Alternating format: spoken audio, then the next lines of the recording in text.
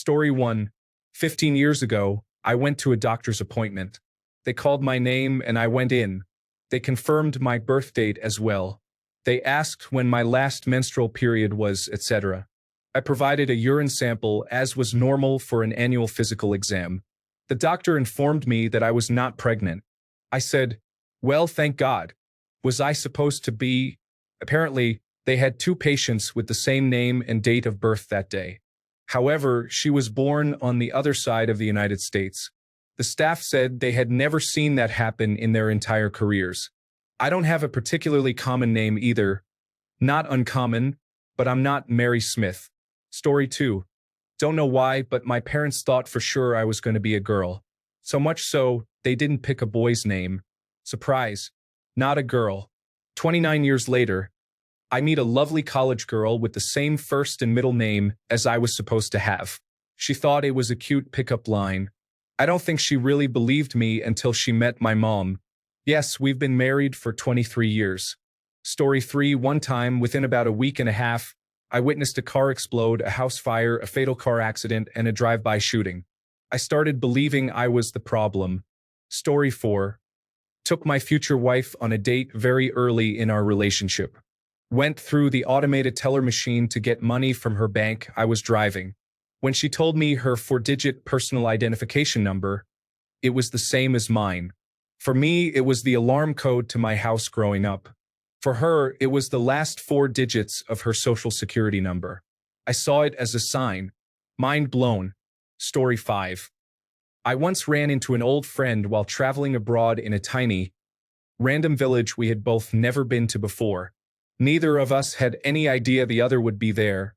It was like the universe just decided to make it happen. Story 6. When my dad passed away, I was also planning my wedding. We were going to dance to Tiny Dancer. He passed away, and I got in the car to go to my sister's house. It was raining. I remember crying and asking, "Where did he go?" And, "Is he okay?" Tiny Dancer comes on the radio, and the rain stops. The sun pops out during the song. I would like to think it's not a coincidence. I lost my best friend that day, and I like the idea that it was him. Story 7. In grade 7, our class was learning about the laws and how the courts work. We went to the courthouse one day to see it up close and in person. As I'm sitting there, I realize my dad is sitting on the other side of the room. I instantly start sweating because I have a hunch he's not there to learn about the court system. Sure enough, his name gets called out and he comes up for a driving under the influence charge. Ends up losing his license for a year. Most embarrassed I've ever been in my life. Story 8. As a teenager, I worked at a coffee shop with a lot of town residents. Because I worked there for years, I became close to the regulars, including an older gentleman and his son who was around my age.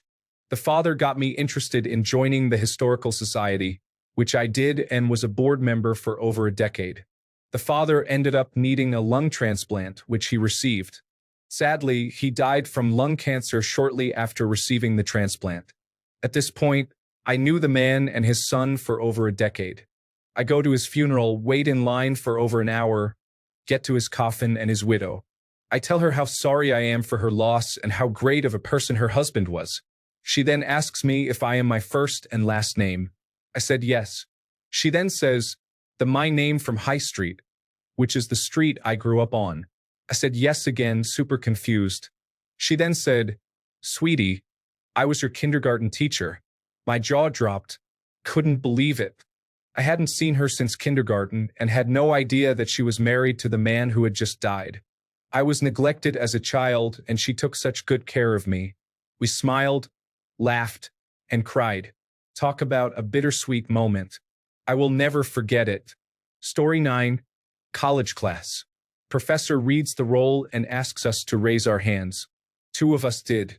So she used our middle initials. We both did again. So she asked, "What's your middle name?" We had the same 3 names. Now she's showing up under my background check because it shows I am a pharmacist. I work in healthcare but not pharmacy. Story 10. My husband and I are from the United States and traveled to Ireland in 2015. We ended up deciding last minute to tour a brand new distillery in Dingle. We got to chatting with some other people waiting for the tour and found out that not only did they live in our same town, they had bought the house that we had been under contract on but backed out of 3 years earlier. Story 11. Coming out of the grocery store one day to my blue Civic. I just had one small bag and hit unlock on my key fob, opened the driver's side door, and got in. When I tell you something immediately felt off, like the seat just felt weird, the mirror wasn't right, and then I looked around, and none of my stuff was in the car. I then looked at the poor older woman staring at me next to her shopping cart, turned my head to the right, and realized what happened. We had both parked our blue Civics next to each other, both hit unlock on our respective key fobs, and I had just, on autopilot I guess, hopped into the nearest blue Civic. My car was next to hers, and when I got out and apologized profusely, she laughed it off and we went on our merry way. Story 12. 3 days after my grandfather passed away, I was out shopping for picture frames for his wake. I reached up to the highest shelf and accidentally knocked over a picture frame. The glass shattered everywhere in the aisle. I went up to 3 employees before I found someone who could help me clean up the broken glass. I even offered to buy a broom so I could sweep it myself. When the employee picked up the frame, I finally realized that it had some writing scrawled around the frame. It said, "My favorite people call me Grandpa." Took my breath away a little bit. Story 13. I have one from less than 24 hours ago. A few days ago, I started a rewatch of a show I loved from the early 2000s. So, I'm bopping along yesterday, one season down, show on in the background while I work. I'm filling orders for my business, and I realize, as I'm checking the invoice, that the one I'm boxing up has the same name as one of the stars of the show I'm watching right now. It's not exactly the most common name, so I decide to check out their Instagram to see if they have any current projects, just mild curiosity.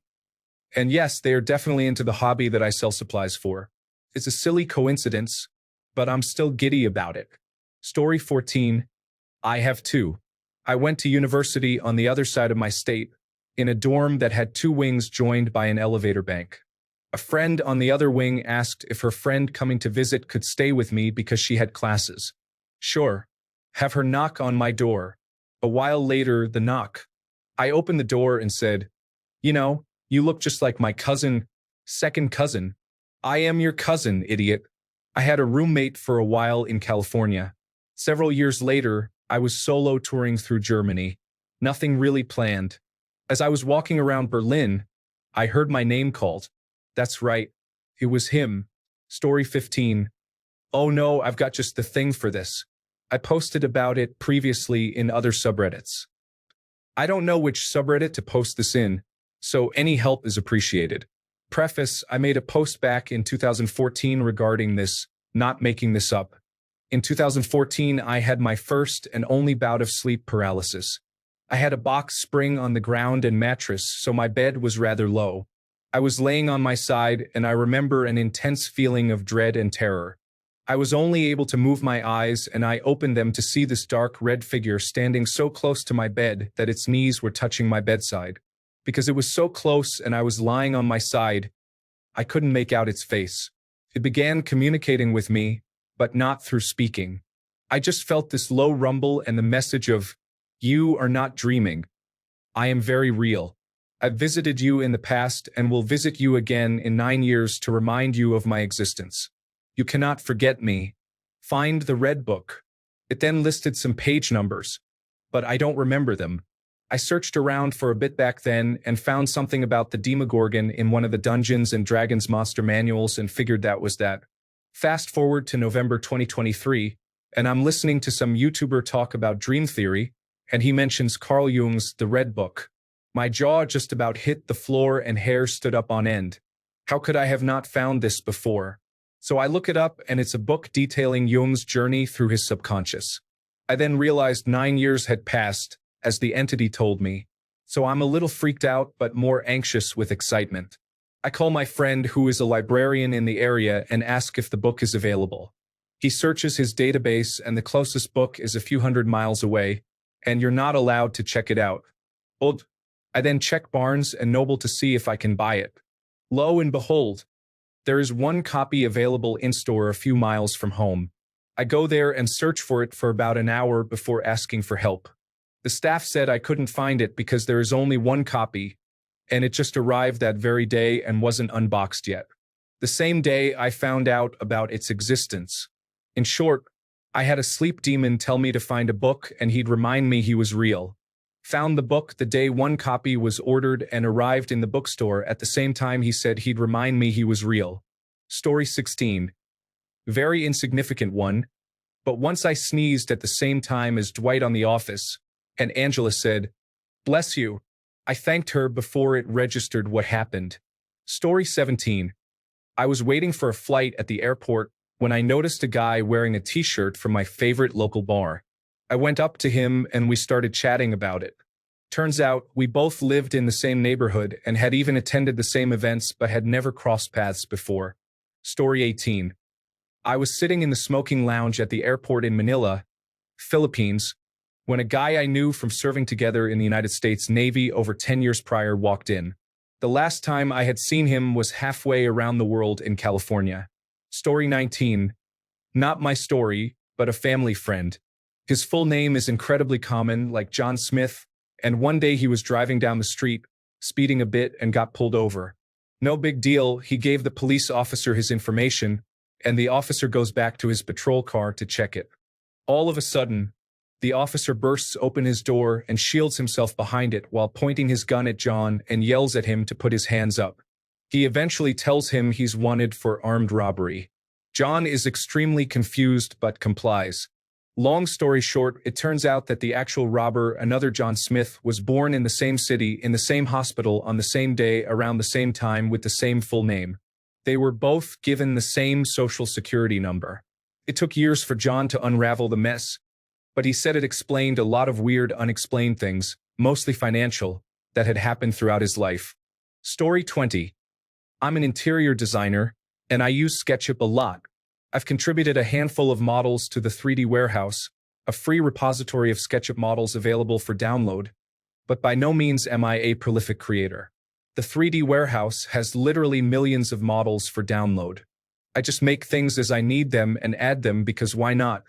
I got a job at a local commercial firm, and on my first day at work, I was being shown around the office. There was a critique going on for a couple of different projects. Both projects had renderings that contained one of the models I had made. They were different models, and the projects were by two different designers. Story 21. I met Natalie Holloway's mother in Aruba and got an interview with my parents for their small local newspaper in New Jersey. That night at Carlos and Charlie's, a famous Aruba club, Joran Vandersloot tried to pick up one of the girls I was friends with. I told her who he was and that we needed to leave the club. I'd like to think I saved that girl's life that night. Also in Aruba, I got my picture with O.J. Simpson when I was 17, and he invited me to sit with his crew and have a drink. Someone else asked for a picture, turned to his friends and said, "I'm getting my picture with a famous murderer." Well, O.J. snapped, and they started arguing about whether or not he killed his wife. He said every bruise on her body was from him, but he didn't kill her. I finished my drink and got out of there. So I met two famous killers in Aruba. Story 22. About a year into dating, I met my girlfriend's uncle and aunt. They looked vaguely familiar, and after a bit of discussion, it turned out they were former friends of my parents. After some rummaging around, the aunt appeared with two pictures. One of my parents and my girlfriend's parents together at a party they were hosting, and one of me and my girlfriend, then age 2, playing together in their yard. We grew up on opposite sides of the country. Story 23. Finding out that my current girlfriend, whom I had met when she was a year old, is now 33, was a complete coincidence. When we started talking, we realized that my mom had babysat her when she was 1 year old. Story 24. After college, I moved halfway across the country and shared an apartment with a Florida State University graduate, Iris, who had taken circus as her required physical training class. I was away traveling for several months. While I was gone, Iris was hit by a car on the street and thrown some distance. Because she had taken circus, she knew how to fall, so the only physical damage she suffered was breaking one joint of one finger. However, she was in shock and cried for a week, so she was hospitalized. One day in her hospital bed, her phone rang. She answered it, and a male voice said, "Hi, Iris. It's Sebastian." She was racking her brain, thinking, "Do I know a Sebastian?" And the guy on the phone was going on about how he had just moved to town and Martin had given him her phone number. Iris was thinking, "Who's Martin?" She finally said, "This is Iris, but I'm in the hospital. Who's Martin, and how did he get this number? And who are you?" And Sebastian said, "Isn't this Iris Birch from Cleveland?" And Iris answered, "No, I'm Iris Miller from Tampa." Then they found out that he had dialed the number wrong. But Iris was still crying in her hospital bed. So Sebastian suggested that he come over and visit for a while. After she got out of the hospital, they had known each other for several days when she mentioned my name as her housemate who had been traveling for a couple of months. And Sebastian, who had been one of my best friends in college several years before, learned that I had gotten married and changed my name, then divorced and left town, and that's why he could never find me.